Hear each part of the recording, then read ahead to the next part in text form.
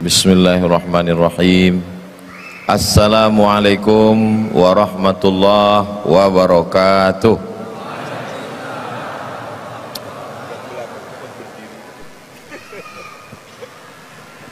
Bismillahirrahmanirrahim. Assalamualaikum warahmatullahi wabarakatuh.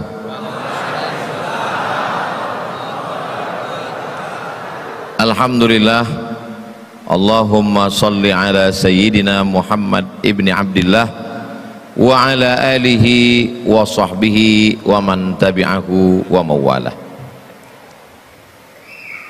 Nek sampean lunga nang kota Padang, ojo lali tetap legowo.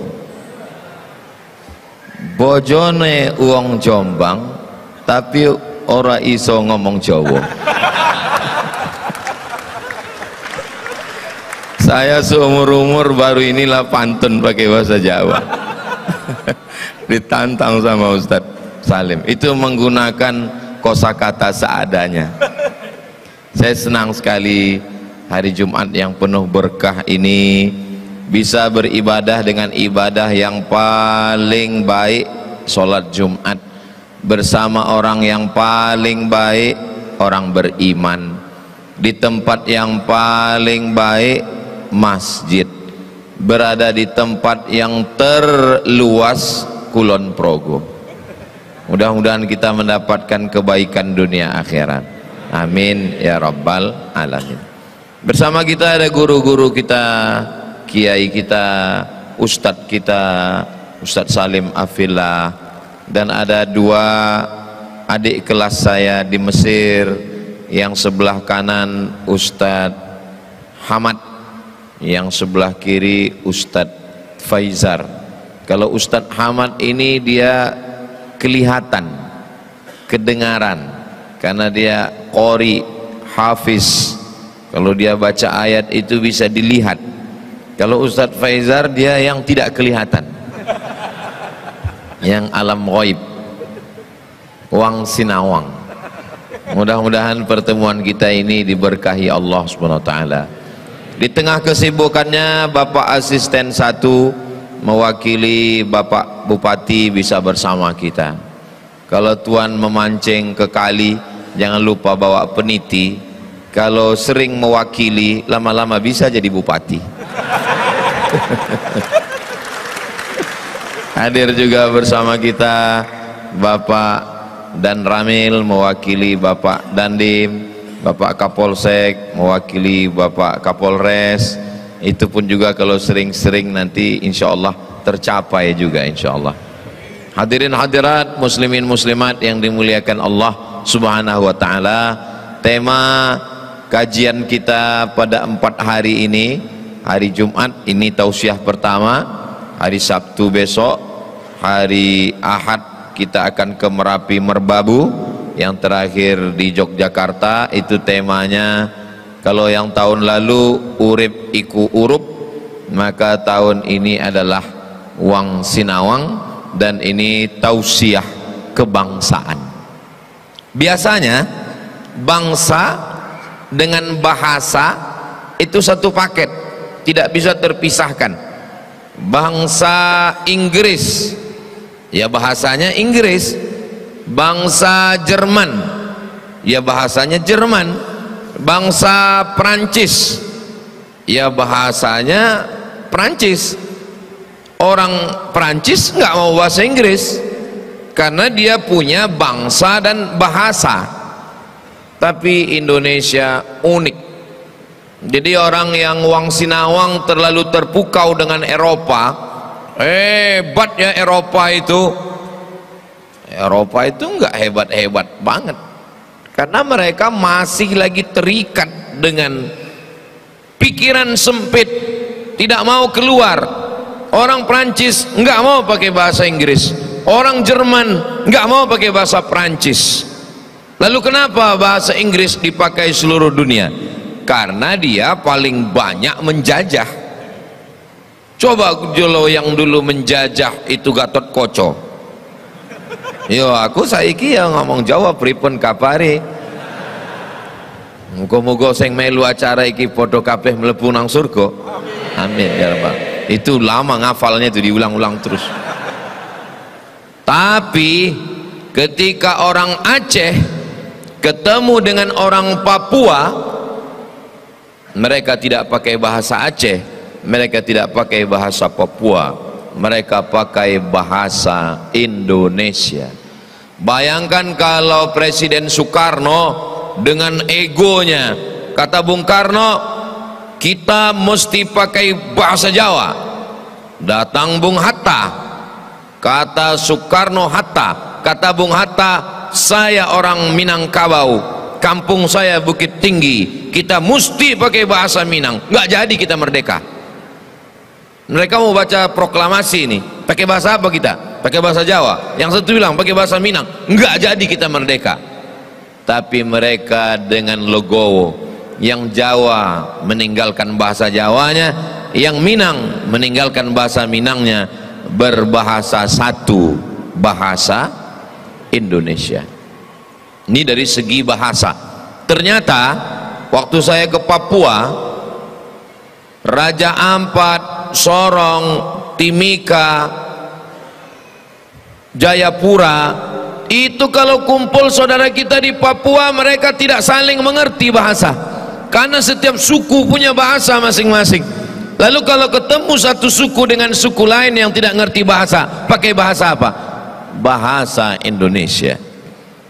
Dan ini jauh sebelum 1945. Ada ulama Banjar, mufti kerajaan Banjar, namanya Syekh Muhammad Arsyad Al-Banjari, menulis kitab. Nama kitabnya Sabilal Muhtadin, Syarah Siratal Mustaqim. Dia pakai bahasa Melayu, cikal bakal bahasa Indonesia, yang dipakai adalah bahasa Melayu. Syekh Soleh Darat As-Samarani, Samarani dari Semarang, ketika beliau mensyarah kitab-kitabnya itu pakai huruf Arab, tapi beberapanya dipakai bahasa yang dipakai di seluruh Nusantara. Ada ulama dari Aceh, mufti Aceh, namanya Syekh Nuruddin Ar-Raniri, orang Aceh. Kalau orang, walaupun kami sama-sama di Sumatera, kalau orang Aceh ngomong saya nggak paham. Bahasa Aceh yang saya paham cuma satu, pajobu. Pajobu artinya makan. Nah itu memang kita mesti ingat, karena kalau lupa bisa nggak makan. Tapi ketika dia menjelaskan fikih, nama kitabnya As-Siratal Mustaqim, dia pakai bahasa. Maka apa yang bisa menyatukan Eropa? Bahasa tak bisa menyatukan. Tapi Indonesia dari mulai Sabang sampai Papua, dengan berbagai macam bahasa dan dialek, kita bisa bersama sampai tahun 1945. Sebelumnya 1928 dideklarasikan dalam Sumpah Pemuda, berbangsa satu, bangsa Indonesia, berbahasa satu, bahasa Indonesia, bertanah air satu, tanah air Indonesia. Mudah-mudahan sampai hari kiamat ini masih tetap bisa kita pertahankan insyaallah. Karena ada yang meragukan degradasi kebangsaan, khawatir bangsa ini. Bahkan pernah ada yang mengatakan 2030 sudah tidak ada lagi Indonesia. Itulah maka kita mesti sering kemana-mana dialog kebangsaan, dialog kebangsaan. Saya seandainya orang Kulon Progo masih militan dengan bahasa Jawanya, siapa saja ustadz yang datang ke Kulon Progo mesti pakai bahasa Jawa, mati saya. Untung permintaannya cuma pantun aja, itu pun satu pantun cukup. Kalau 3 selesai ini, tamat riwayat. Shadaqallahul azim. Saya perhatikan ketika Arab sampai ke Mesir, Mesir itu tidak pakai bahasa Arab, Mesir itu pakai bahasa Koptik namanya. Tapi begitu Arab sampai ke Mesir, dibawa oleh panglima perang namanya Amr bin As, bahasa Koptik hilang. Tidak ada lagi orang Mesir yang pakai bahasa Koptik. Lalu orang di Mesir pakai bahasa apa sekarang? Bahasa Arab. Begitu Arab sampai ke Maroko, bahasa orang Maroko adalah bahasa Amazigh. Sekarang kalau kita pergi ke Maroko, bahasa Amazigh kalah. Malah orang Maroko pakai bahasa Arab. Beda dengan Indonesia. Orang Arab sampai ke Indonesia lupa bahasa Arab. Orang Arab yang sampai ke Sumatera bahasa Sumatera, bahasa Melayu. Yang sampai ke Jawa wajahnya Arab, pas ngomong keluar bahasa Jawa. Maka hebatnya bahasa, dan ini tidak bisa dianalisa dengan teori bahasa manapun. Cobalah adik-adik yang lagi nulis kebetulan di Fakultas Bahasa, cobalah teliti ini. Kenapa Mesir bisa hilang bahasanya, kenapa Maroko bisa musnah bahasanya, tapi malah orang ke Indonesia bahasanya yang berubah, orangnya menjadi berbahasa Indonesia. Sampai hari ini kita masih bisa memakai komunikasi bahasa ini, dan kita tidak kehilangan bahasa kita. Saya tetap dengan bahasa ibu saya, bahasa ayah saya, tapi ketika ngomong bicara ini kebangsaan dari aspek satu bahasa. Orang Indonesia itu nggak bisa bahasa Inggris.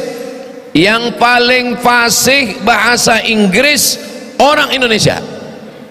Orang India kalau dia bahasa Inggris everything too real, I tell you. Tapi orang kita begitu juga kalau dia berbahasa Arab, yang paling fasih mengucapkan lafaz-lafaz Al-Quran, bagaimana huruf tha, bagaimana bo, bagaimana a, bagaimana ko, orang Indonesia. Bahasa Indonesianya tidak hilang, dan kalau dia berbahasa asing, bahasa asingnya juga luar biasa. Jadi jangan ragu kehilangan bahasa Jawa, jangan takut kehilangan bahasa daerah. Bahasa daerah tetap kita pegang, tapi juga di samping itu kita bisa berkomunikasi dengan bahasa Indonesia, dan bahasa asing tetap kita bisa kuasai. Pondok-pondok pesantren baca kitabnya sampai hari ini. Kitab-kitab yang masih dibaca di pondok pesantren di Indonesia, kitab-kitab tua, tidak lagi dibaca di Mesir. Tempat kita masih lagi di pondok-pondok tua membaca kitab berurutan, dari mulai yang paling bawah matan Al-Ajurrumiyah, khatam itu naik ke Kawakib Durriyah, naik ke atas ke Imriti, lalu membaca Alfiyah Ibni Malik 1000 bait. Setelah itu dibaca Syarah Ibnu Aqil. Di Arab sudah mereka kehilangan itu semua. Di tempat kita masih lagi dipakai, bahkan pakai terjemahan bahasa Jawa dengan menulis huruf Arab. Jadi kalau ada orang yang masih wang sinawang nengok Eropa itu hebat, Amerika itu hebat, mungkin dalam beberapa hal, tapi dalam berbahasa kitalah yang paling hebat. Maka banggalah dengan bahasa kita, bahasa daerah kita masing-masing, dan bahasa Indonesia. Ini yang pertama. Di Malaysia didirikan satu universitas khusus, namanya Universiti Kebangsaan Malaysia, UKM. Ustadz kok tahu? Saya 2 semester di sana. Habis 2 semester saya pindah ke Maroko. Lalu beberapa tahun yang lalu saya diundang lagi ke UKM. Saya malu karena saya nggak tamat. Lalu rektor, lalu profesor guru besarnya ngomong, Ustadz Abdul Somad adalah alumni UKM. Terus saya bilang, mohon maaf Prof, saya di sini cuma 2 semester, saya nggak alumni. Ada peraturan baru, 4 hari pun sudah dianggap alumni. Jadi saya alumni UKM, Universiti Kebangsaan Malaysia. Kenapa didirikan Universiti Kebangsaan Malaysia? Karena khawatir bahasa Melayu hilang, karena dikalahkan oleh bahasa Inggris. Kita Masya Allah tabarakallah nggak perlu mendirikan university khusus bahasa, karena bahasa tetap terjaga, terpelihara. Makanya di setiap rumah kita di Indonesia pasti ada dua bahasa. Kalau di Jawa, bahasa Jawa, bahasa Indonesia. Kalau di Medan, bahasa Batak, bahasa Karo, bahasa Indonesia. Di Kalimantan, bahasa Banjar, bahasa Indonesia. Di Makassar, bahasa Bugis, bahasa Indonesia. Di Papua, bahasa, di samping bahasa Inggris dan bahasa Arab. Dan seluruh Muslim pasti bisa bahasa Arab. Berarti orang Islam tiga bahasa: bahasa Arab, bahasa Jawa, bahasa Indonesia. Makanya jangan khawatir, nyasar sekalipun nanti pergi umrah bersama Ustadz Salim Afillah, bersama Jazak Imani, jangan khawatir. Oh nggak bisa Pak Ustadz, aku raiso bahasa Arab Pak Ustadz. Bisa. Nauzubillah, nyasar pas sampai di jalan ketemu sama polisi, jangan ya ayuhal kafirun, ya akhi. Terus gimana caranya minta nunjuk jalan? Ihdinas sirata. Nah, sebutkan jalan. Ihdinas sirata, tunjukkan saya jalan. Insya Allah akan ditunjukkan. Lalu dia bilang siratal ladzina an'amta alaihim. Tinggalnya di hotel lantai piro? Kebetulan lantai 4. Arba'a raka'atin. Cuman yang agak payah kalau kebetulan lantai 7. Al-Maghrib wal Isya. Yang penting cerdas. Jadi kita ini rata-rata 3 bahasa di rumahnya: bahasa Jawa, bahasa Arab, bahasa Indonesia. Ini dari segi bahasa. Tapi bahasa Inggrisnya datang ke PARE, TOEFL, Test of English Foreign Language. Kampung Inggris ada, kampung Arab juga ada. Ustadz kelihatannya kayak Arab. Iya, Arab Nandi, Arab Lungo, Arab Lebu.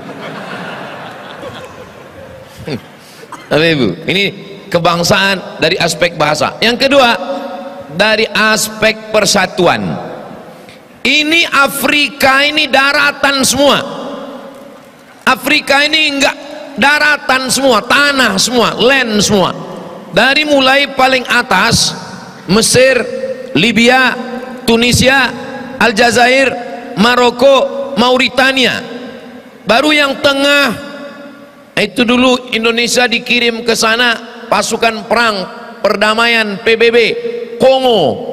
Yang pulang dari Kongo dikasih Vespa Kongo. Baru yang paling bawah Afrika Selatan. Dari Afrika Selatan ke Kongo sampai ke atas itu daratan semua. Berapa negara? 50 negara. Satu daratan 50 negara. Kita Sumatera mau ke Jawa nyebrang, dari Jawa mau ke Bali nyebrang, dari Bali mau ke Lombok nyebrang, dari Lombok ke Gili Trawangan nyebrang, naik ke Sulawesi nyebrang, dari Sulawesi ke Kalimantan nyebrang, dari Sulawesi ke Papua nyebrang, Tidore ke Ternate. Negeri kepulauan, pulau, tapi satu negara. Jadi kalau bicara tentang oh hebat Eropa, Eropa adalah negara demokrasi, Eropa adalah negara yang bisa menyatukan bangsa. Nggak bisa. Begitu kita nyebrang dari Maroko ke atas, Spanyol satu negara. Habis itu ke Perancis satu negara. Habis itu ke Jerman satu negara. Habis itu ke Belanda satu negara. Satu daratan. Ustadz ngomong Eropa kayak pernah aja ke sana. Kalau nggak percaya tanya sama Ustadz Salim. Saya nyampai pernah, tapi dideportasi, pulang lagi. Artinya apa? Mereka satu daratan. Nanti adik-adik silakan pulang dari sini buka Google Map. Apa betul kata Ustadz Somad tadi? Lihatlah Google Map. Jerman, Prancis, Belanda, Inggris, semuanya satu daratan, tapi negaranya pecah-pecah. Kita tanahnya berserakan, pulau-pulau, tapi satu negara. Itu disebut dengan Negara Kesatuan Republik Indonesia. Wang Sinawang. Memang kalau ngelihat ya, oh hebat ya Eropa, hebat ya Amerika, tapi sesungguhnya mereka terpecah dalam beberapa negara, gesekan yang luar biasa. Secara bahasa sudah, secara teritorial batas negara sudah. Wang Sinawang hebat ya, bule-bule itu putih, makanya orang kita banyak sekali yang ingin putih. Maka usaha yang paling maju sekarang skincare. Berapa banyak ibu-ibu sekarang minumannya jus bengkoang biar supaya putih. Wang Sinawang. Kita melihat orang enak, enaklah kamu putih. Orang barat terbang dari Amerika, dari New York, dari Washington langsung ke Bali, beli tiket, nyewa hotel, makan hanya untuk berjemur di Pantai Kuta biar supaya hitam. Kita belum berjemur sudah.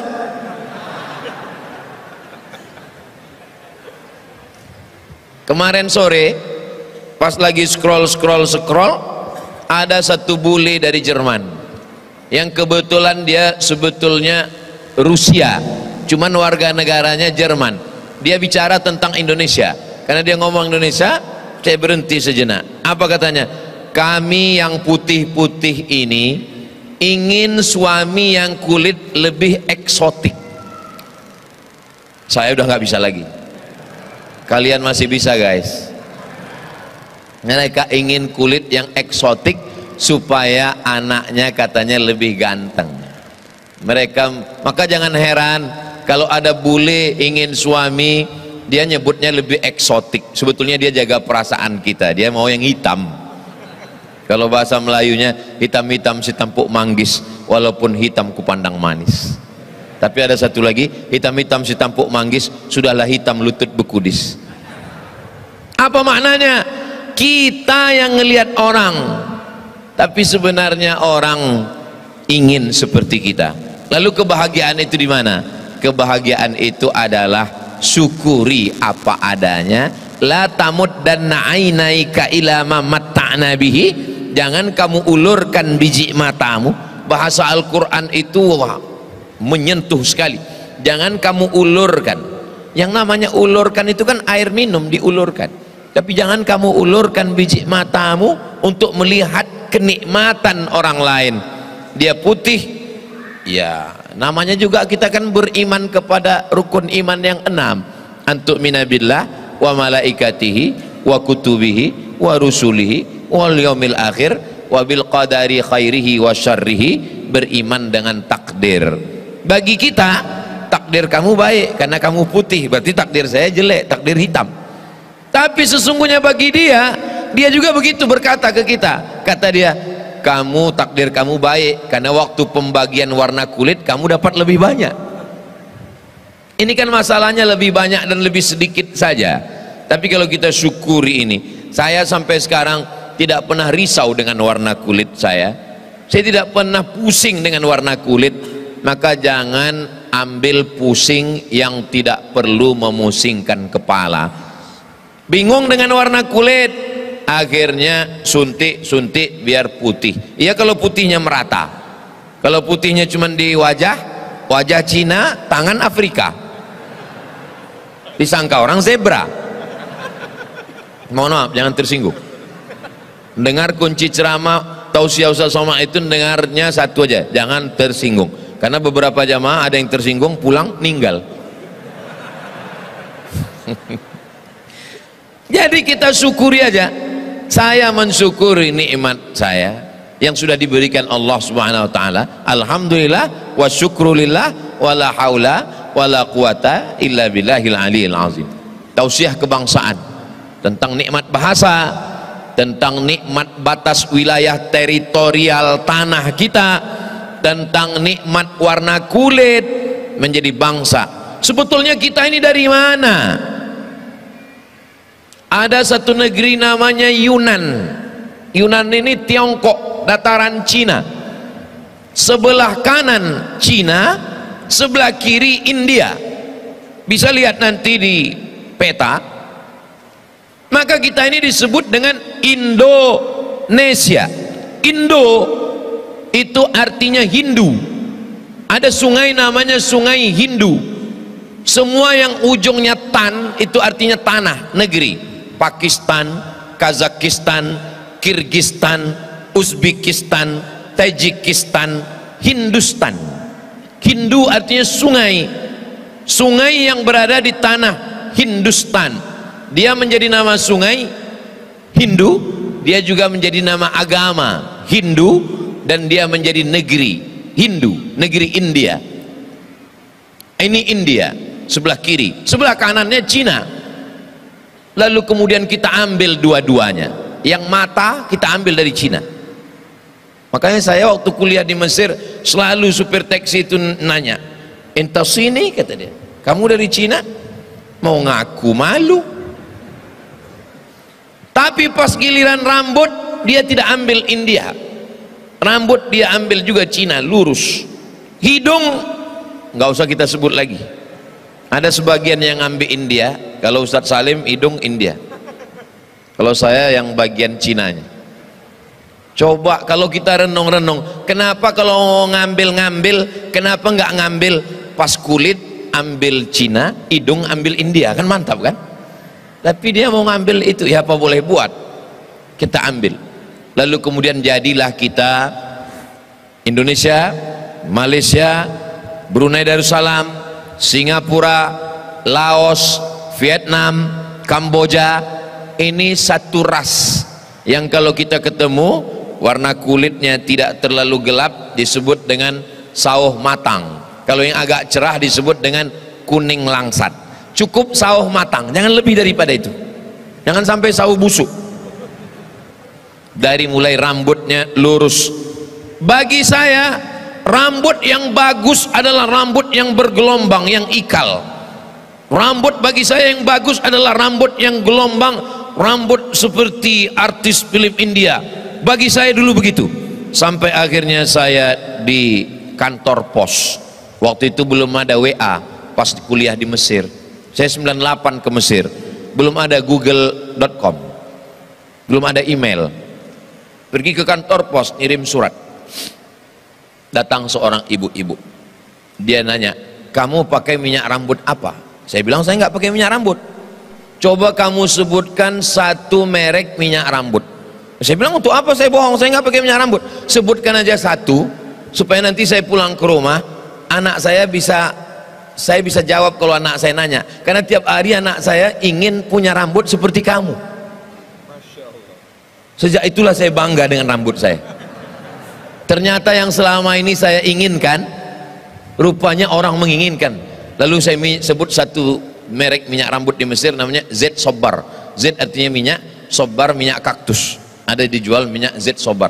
Saya bilang ke anak kamu, saya pakai minyak Z Sobar. Syukron, kata dia. Pergi hanya untuk menjawab ke anaknya, dia nggak mau bohong. Dan saya memang pernah pakai Z Sobar itu sekali. Ternyata anaknya yang ikal ingin lurus seperti saya, Wang Sinawang. Padahal sebenarnya simpel saja. Anaknya syukuri dengan rambut ikalnya, dan saya syukuri dengan rambut lurus saya. Ternyata waktu sudah habis. Jangan kemana-mana, kita lanjutkan setelah yang satu ini. Terima kasih atas segala perhatian. Mohon maaf atas segala kesilapan dan kekhilafan. Menangkap puyuh di Bukit Selasih. Thank you dan terima kasih. Wassalamualaikum warahmatullahi wabarakatuh.